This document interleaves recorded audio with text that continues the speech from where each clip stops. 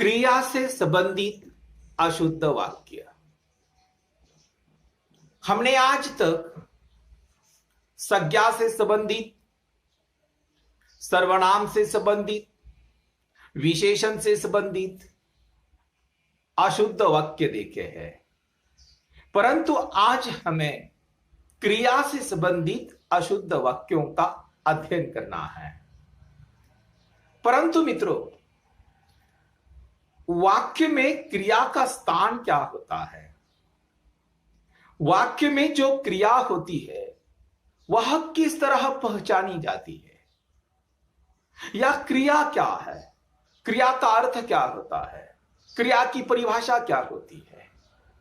सबसे पहले हमें क्रिया की परिभाषा को समझना होगा। क्रिया की परिभाषा बहुत आसान है। जिस शब्द से किसी काम करने अथवा होने का बोध होता है उसे क्रिया कहते हैं। बहुत सीधी सादी परिभाषा है।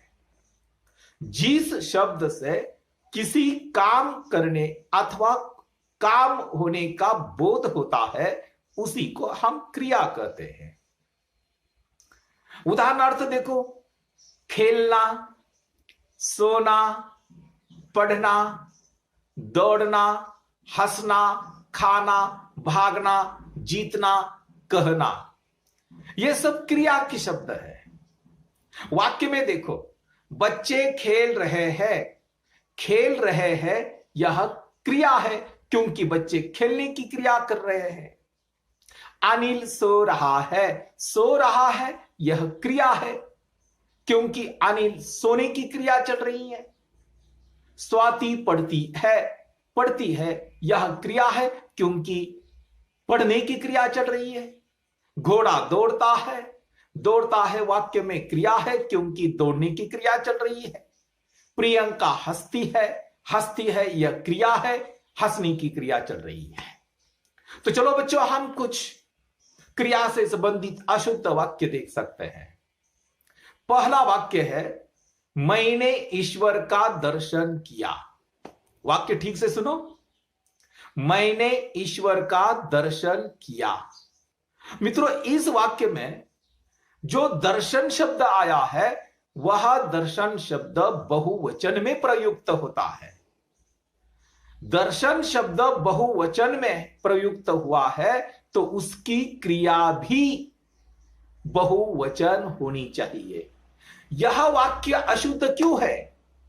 मैंने ईश्वर का दर्शन किया, यह वाक्य अशुद्ध इस कारण है कि दर्शन शब्द बहुवचन है तो उसकी क्रिया बहुवचन होनी चाहिए। इस वाक्य में जो क्रिया है वह एक वचनीय है, बहुवचनीय नहीं है। इसी कारण यह वाक्य अशुद्ध है। तो यह वाक्य शुद्ध कैसा होगा? यह वाक्य शुद्ध इस तरीके से हो सकता है, मैंने ईश्वर के दर्शन किए। मैंने ईश्वर के दर्शन किए। दूसरा वाक्य है, किशन की नशा उतर गया। किशन की नशा उतर गया। मित्रों, इस वाक्य में जो नशा शब्द है, नशा शब्द स्त्रीलिंगी है या पुल्लिंगी है। इस वाक्य में नशा शब्द जो है वह पुल्लिंगी है और उसकी क्रिया जो है वह स्त्रीलिंगी है, इसलिए यह वाक्य अशुद्ध है। यह वाक्य शुद्ध कब होगा? इस तरीके से होगा, किशन का नशा उतर गया। अगला वाक्य है, शराब की नशा बेकार होती है। शराब की नशा बेकार होती है। यह वाक्य शुद्ध इस तरीके से हो सकता है कि शराब का नशा बेकार होता है। अगला वाक्य है, रघुनाथ ने बाघ की शिकार की। शिकार शब्द यह पुरुषवाचक है, वह स्त्रीलिंगी नहीं है, इसीलिए तो यह वाक्य अशुद्ध है। वाक्य ठीक इस तरीके से होगा, रघुनाथ ने बाघ का शिकार किया। अगला वाक्य है, जो हमेशा परीक्षा में पूछा जाता है, वह वाक्य इस तरीके से है, सत्य का हमेशा विजय होता है। मित्रों, सत्य यह जो शब्द है या विजय यह जो शब्द है, वह विजय शब्द स्त्रीलिंगी है, इसलिए यह वाक्य अशुद्ध है। यह वाक्य शुद्ध होगा इस तरीके से, सत्य की हमेशा विजय होती है। अगला वाक्य है, शमशान में अग्नि जल रहा है। शमशान में अग्नि जल रहा है। इस वाक्य में जो अग्नि शब्द है वह स्त्रीलिंग है, उसकी क्रिया स्त्रीलिंग होनी चाहिए, इसलिए यह वाक्य इस तरीके से होगा, शमशान में अग्नि जल रही है। अगला वाक्य है, कल नदी में बाढ़ आया था। मित्रों, परीक्षा में यह वाक्य बहुत बार पूछा जाता है। कल नदी में बाढ़ आया था। बाढ़ शब्द स्त्रीलिंग है, उसकी क्रिया भी स्त्रीलिंग होनी चाहिए, इसलिए यह वाक्य इस तरह होगा, कल नदी में बाढ़ आई थी। अगला वाक्य है, शिवाजी महाराज ने बहुत लड़ाई लड़ा। लड़ाई जो शब्द है वह स्त्रीलिंगी है, यह वाक्य शुद्ध इस तरीके से होगा, शिवाजी महाराज ने बहुत लड़ाई लड़ी। अगला वाक्य है, क्रिकेट में भारत की जय हुआ। क्रिकेट में भारत की जय हुआ। जय शब्द स्त्रीलिंगी है, वाक्य इस तरीके से होगा, क्रिकेट में भारत की जय हुई। अगला वाक्य है, पुलिस को देखते ही चोर का होश उड़ गया। होश शब्द जो है वह बहुवचन में प्रयुक्त होता है, इसलिए यह वाक्य गलत है या अशुद्ध है। हम उसे शुद्ध इस तरीके से कर सकते हैं, पुलिस को देखते ही चोर की होश उड़ गए।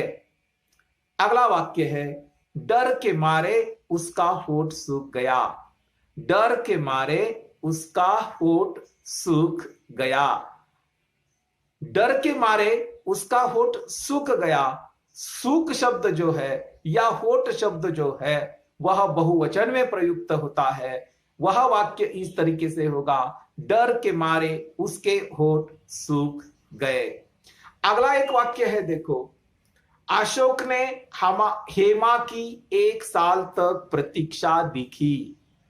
अशोक ने हेमा की 1 साल तक प्रतीक्षा देखी। मित्रों, इस वाक्य में प्रतीक्षा देखी यह जो क्रिया है वह गलत है, उसकी जगह अशोक ने हेमा की 1 साल तक प्रतीक्षा की, यह क्रिया सही हो सकती है। और एक वाक्य है जो हमेशा हमें फंसाने का काम किया जाता है, उस वाक्य के जरिए परीक्षा में वह वाक्य हमेशा पूछा जाता है, और वह वाक्य इस तरीके से है, वह वाक्य है, कल रात मुझे सपना गिरा। कल रात मुझे सपना गिरा। मित्रों, इस वाक्य में जो गिरा जो क्रिया है वह गलत है, इसलिए वह वाक्य अशुद्ध है। वह वाक्य शुद्ध इस तरीके से हो सकता है कि कल रात मुझे सपना आया। अगला वाक्य है, चीते ने हिरण की शिकार की। शिकार शब्द जो है इस वाक्य में वह पुल्लिंगी है, एक वचनीय है, इसलिए यह वाक्य गलत है। वाक्य इस तरीके से होगा, चीते ने हिरण का शिकार किया। अगला वाक्य है, मोहन ने मुझे 100 रुपए की नोट दी। 100 रुपए की नोट दी। नोट शब्द जो है, नोट शब्द जो है वह एक वचन में प्रयुक्त होता है। वाक्य इस तरीके से होगा, मोहन ने मुझे 100 रुपए का नोट दिया।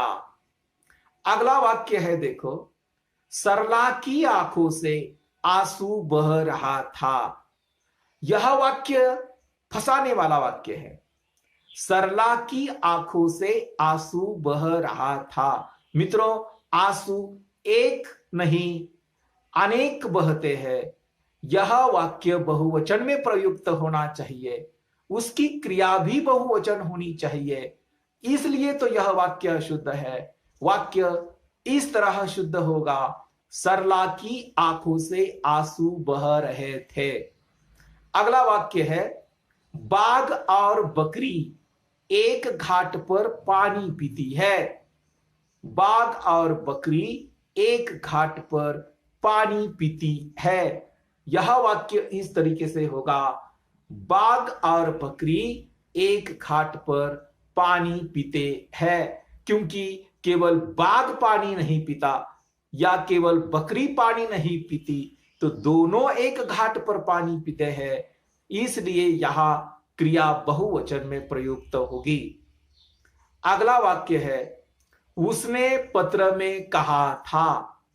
उसने पत्र में कहा था। मित्रों, पत्र में हम लिखते हैं, कहते नहीं, इसलिए यह वाक्य अशुद्ध है। वाक्य इस तरीके से होगा, उसने पत्र में लिखा था। अगला वाक्य है, राम और सीता वन को जा रही थी। राम और सीता वन को जा रही थी। मित्रों, यहां राम और सीता दोनों वन जाते हैं, केवल सीता या केवल राम वनवास में नहीं जाते, इसलिए यह वाक्य इस तरीके से होगा, राम और सीता वन जा रहे थे, क्योंकि वे दोनों जाते हैं। अगला वाक्य है, तुम बड़े आलसी आदमी है। तुम बड़े आलसी आदमी है ये जो शब्द है, ये जो क्रिया है, वह गलत क्रिया है, अशुद्ध क्रिया है। उसकी जगह इस तरह होगा, तुम बड़े आलसी आदमी हो।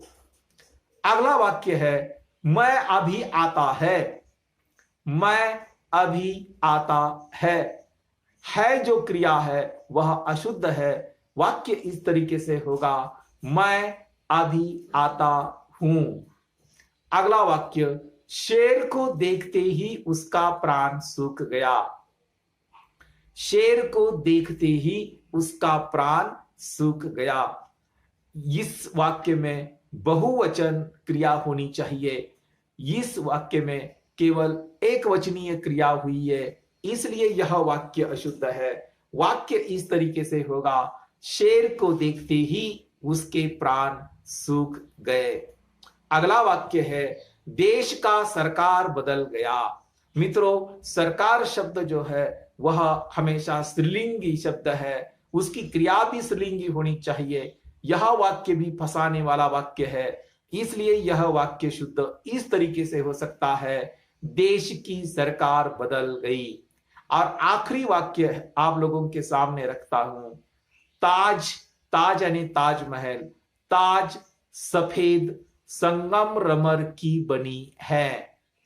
ताज सफेद संगमरमर की बनी है।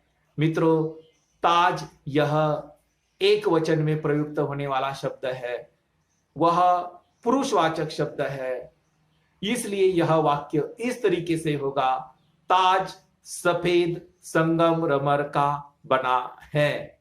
ताज सफेद संगमरमर का बना है। इस तरह अशुद्ध वाक्यों का शुद्धिकरण हमने संज्ञा, सर्वनाम, विशेषण और क्रिया से संबंधित देखे हैं।